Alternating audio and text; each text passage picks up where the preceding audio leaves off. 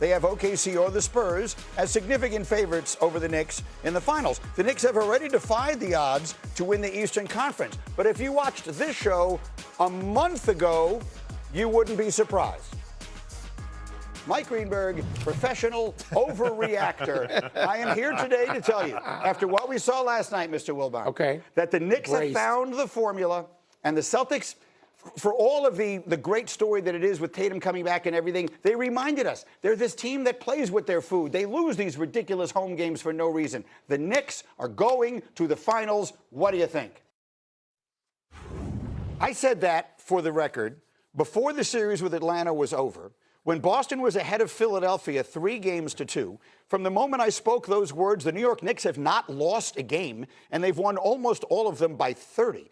So here's the way I look at it, Perk. When you're wrong as often as I am, you get to crow about it a little when you had one right and I had this one right. Green, I like you, though. Yeah. I like you. And I like you, too. Because you always got to go back to previously on Get Up. Right. When you had these moments and you're right. But look, let me tell you something. Everyone keep talking about, the winner of the OKC and Spurs matchup is going to win the NBA Finals. I'm here to tell you, you dead wrong.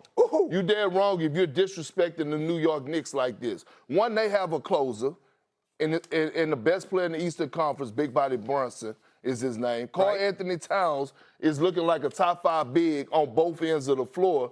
And the most important thing that they have that you need to win a championship, a handful of two-way players, a la Josh Hart, OG Anunoby, Mikal Bridges, Landry Shamet, and I can even throw McBride in there now. Like, when you see that togetherness, you see that the way that they coming together, playing a gender-free basketball. Big Mitchell Robinson, hey, boy, I'm proud of you. I'm proud of you. I'm proud of you. Because he has been so locked in. Yes, they're going to continue to hack a Mitch, but the lobs, the block shots, his minutes that he come in, he's playing it with so much spirit and passion. The Knicks are serious. If they get San Antonio, I got the Knicks picked to win in 6. If they get OKC, it's going the distance to 7. I'm going to stick with OKC, but I wouldn't be surprised if the Knicks pull it off. What do you think, Michael? One thing to keep in mind, and the Knicks certainly can't win this series. Part of this, too, is Oklahoma City and San Antonio are going to Ali Frazier each other. Yeah. Right? People are going to need IVs and hospital stays, and then they're going to come into a series. Absolutely. And so, the rust versus rust won't matter, because if the Knicks are starting in the West, okay, fine. If they're rusty part or all of game 1, so what? Right. We're not talking about starting off at Madison Square Garden, having to play through that. So, I think the Knicks very much can win this series. Greeny, I got a question for you, because you are a long-suffering New Yorker. Yeah. Is the Knicks season, to date, already a success, or do you need to see them complete this and win a championship before you deem this a success? If someone would have told you in October and said, deal or no deal, the Knicks make the NBA Finals for the first time since 1999, and that's where it ends. Do you take that, or do you take your chances? Let me answer that for you. Yeah. I'm phoning a friend. We tied together like shoelaces. We won. Let me explain something to you. I get so tired of people taking for granted how hard it is to make it to the NBA Finals, to get to the promised land. Right. That's an accomplishment and a goal in itself. Right. Yes, it's a success what the Knicks have done. I don't believe that they're satisfied. I'm huge on body language. If I walk up to you, I can test your energy and know if you like me or not. Right. 9 times out of 10, you go love me, because I'm a lovable big guy. But my thing is, I'm just saying, when I watched the post game, when they was getting crowned, getting their awards, they wasn't celebrating like that. That's a great point. They wasn't celebrating like that. And I said to myself, you know what? They ready. They had a Kobe-like jobs not done kind of attitude. Here's the answer to your question. The answer to your question is, what is the alternative to success? Because if the alternative to success is failure, then yes, it's a success. There's no way that this season can be a failure. I guess maybe if they get obliterated in the finals. If they pull a Cleveland, then yeah. But I think that's so unlikely, I'm not even really putting it in the realm of possibility. If they play a representative series and lose to a really good San Antonio or OKC team, then yes, I think the season is a success. When it happens, you'll be disappointed. You're the fans. You've made this run. You feel like you're close. You feel like you have a chance. Obviously, it will be a disappointment. But if the alternative to success is failure, then this is there is no circumstance in which this is a failure. Yes, it is a success. I'm glad everyone is so rational about this topic, and I love all the details that you guys have picked up from this team. I think, too, the other thing that you have to account for, and you know this, Perk, is just experience together. Wilbon, your requisite scar tissue, if you will. Like, they, last year, being with that group and the way it unfolded versus Indiana, the first 2 games at the Garden, that was a pain and an agony and embarrassment that I honestly believe propelled them through this season. The thing about Cleveland that is ironic is this is a blip on the radar now, but the Cleveland regular season game was the thing that prompted team meetings. Like, it was a nasty point in the season, and it really represented a moment where those guys began to call one another out, raise the level of accountability, coaching staff down. And so I agree with you. Not I think, I know because I've witnessed. I saw Jalen after the game. I'm like, are you happy? He basically was like, no. Like, in terms of the opportunity that is now in front of him. I do think that it will matter which team comes out of the West. I think there's an expectation to really get it done if it's San Antonio, just because of the youth that we've all talked about. But we'll see what happens. I did Jalen Brunson podcast at All-Star break, and I looked him in the eyes. I said, do you understand the moment? He was like, yeah. I said, no. Do you understand what's in front of you? You have a chance to make history. You have a chance to be the greatest Knick ever.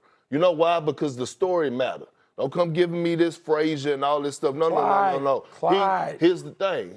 He joins the company of the small guards, a la Isaiah Thomas, Isaiah and Steph Curry, for small guards to lead this. Jalen Brunson leads this team to win the NBA championship.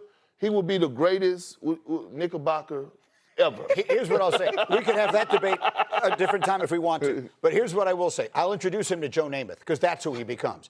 Joe Namath, to this day, 50 years later, when we do an event in New York, everyone stands up the second he walks in the door, because he's the guy who did it. He's going in that company? They have won a championship 53 years, and he leads them to one. I think that's who he becomes. For conclusions, one from Mr. Wilbon, that OKC is going to the finals, and the second from Big Perk, that Wembanyama, the great young spectacular star who may well be on his way to becoming, if he isn't already, the face of the NBA, looks like he may have run out of gas, which I don't know that I would hold against him. We'll wait and see what he does in Game 6. I mean, look, it's human nature, right? And you have to actually go through it to know what it feels like, especially as a big man, to go through the trenches of going through the postseason. And he's a guy that's relied on. Like, I was a role player. We're talking about a guy that's a number 1 option. And when I think back, I think about Game 7 NBA Finals, right when I was sidelined with my ACL injury, and I was telling Vinny and Monica this. I remember sitting on the sideline, and I remember Kobe, KG, Paul Pierce, like, nobody could hit a shot in that second half, but everybody was just like thugging it out.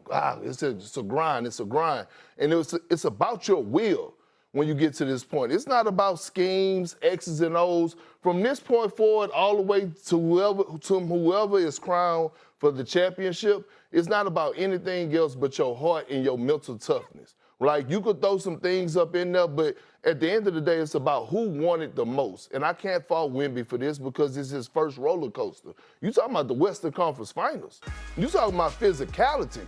But I'm going to tell you what it do teach a guy like Wemby is that I got to do more. So the treatment that I'm getting in the morning before a shoot around or the nights off, then when I go to practice, I got to come back later that night by myself and get in the cold tub for another extra hour.